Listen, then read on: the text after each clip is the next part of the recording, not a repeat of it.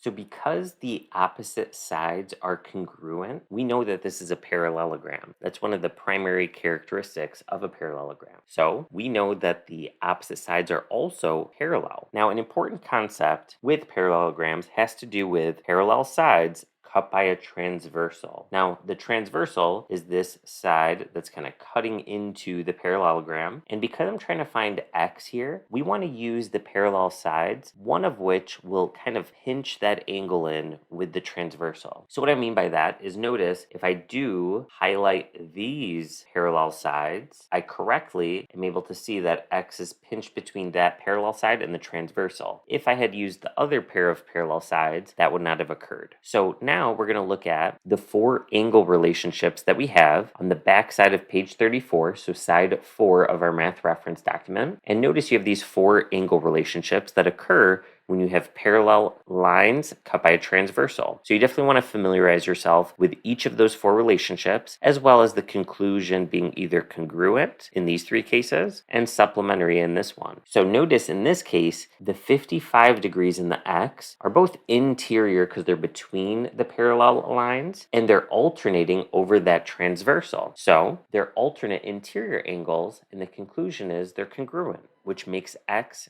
55.